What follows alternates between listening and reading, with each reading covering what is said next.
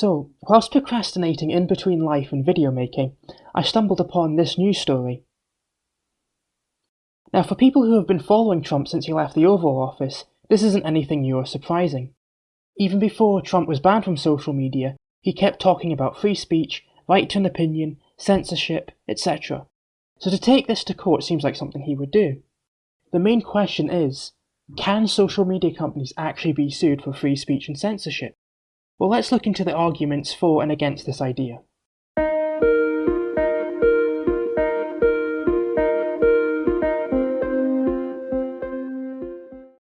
For those unaware, Trump has always been commenting saying things along the lines about free speech not being heard and that media platforms like Twitter and Facebook are becoming echo chambers, with people on the right being silenced. This argument is further expanded by saying that literal leaders of democratic countries, as Donald Trump was still president until the 20th of January, are not allowed access to an easy way to communicate with the vast majority of their populace, as well as the world. This goes on to ask the question, why are other views being silenced? Everyone is allowed free speech. Now this is a great place to plug my video on what's known as the tolerance paradox, and how it ties into free speech, but basically it means that freedom of speech is not unlimited, and it only prevents government from removing your ability to speak your mind. However, their point is that with a platform that has such a large number of users, and that democratically elected leaders cannot post, nor can people of a certain political position express that position, they argue that their freedom of speech is being infringed, or at the very least, being censored. But is there truth to this?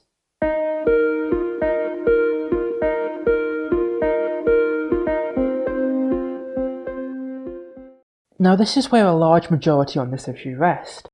When you sign up to use social media sites such as Twitter or Facebook, you have to agree with their terms and conditions, or terms and services as it's known as nowadays.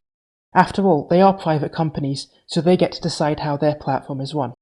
So let's take a look at Twitter's terms and services.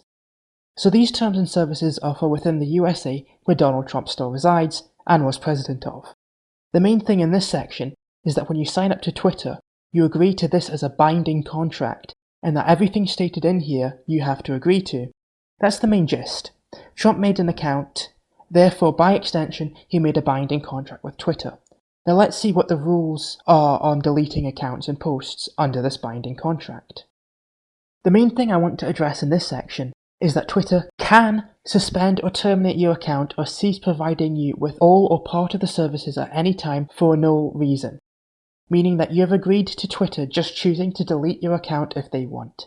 They don't necessarily need a reason, but they have also listed reasons such as violating Twitter rules and policies. So let's look at those rules and policies.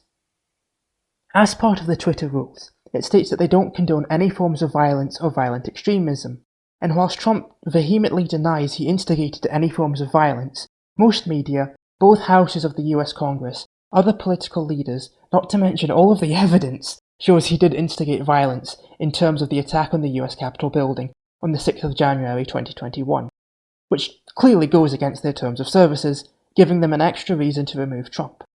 Furthermore, going back to the freedom of speech argument, one could actually argue that Trump was given extra leniency in terms of free speech because of his position as president, as shown with the majority of his tweets showing these captions. However, any lawyer, especially corporate lawyers, would be well aware of this legally binding contract of terms and conditions, which is why I think that Trump's lawyers would be arguing a different route which could possibly have an effect.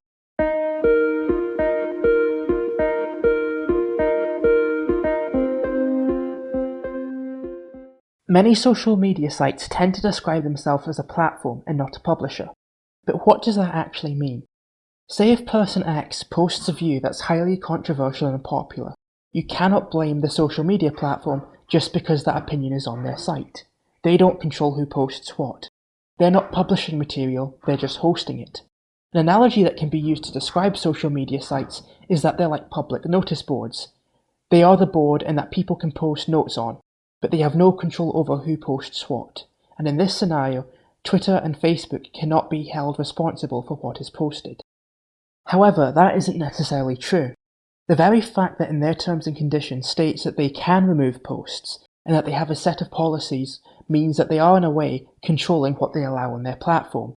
and because they have removed and deleted accounts of influential people means that they are in fact de facto publishers. In fact, the very same image that shows Twitter giving Trump leniency also shows that they're in fact a publisher, as they're saying we would have not published this tweet if it weren't for who he was. Now, why does it matter if social media sites are a publisher or platform?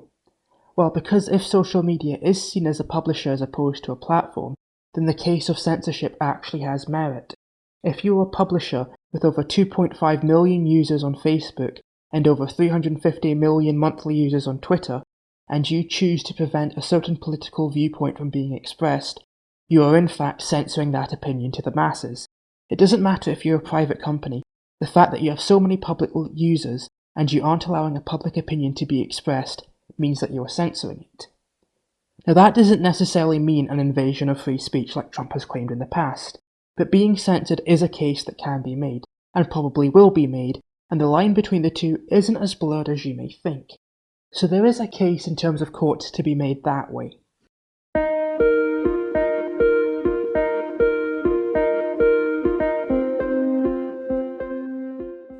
Now I am not a lawyer by any means, nor do I claim to be, but in my own personal opinion, I do feel like this is a case that won't just be dismissed.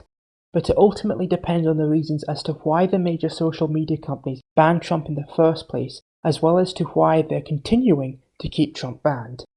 If the social media companies argue that this was solely because Trump instigated violence in terms of the attack on Congress, then it isn't silencing an opinion, but keeping in with the terms of service of not allowing violence or threatening violence. In this case, Trump would then have to prove he did not instigate violence through his tweets. However, Trump could also argue that since he is no longer president, he is no longer capable of provoking a riot as he did then, but since he still holds a large influence over the US population through his political views, he is being censored, and his opinions have a right to be published. So keeping him banned past his presidency, regardless of why, is censoring him. Because of the back and forth of this case, I personally feel like this may come down to who has the better lawyers. But I must stress, I'm not a lawyer. I have no clue how corporate law works, and this is just my 2 cents on the issue.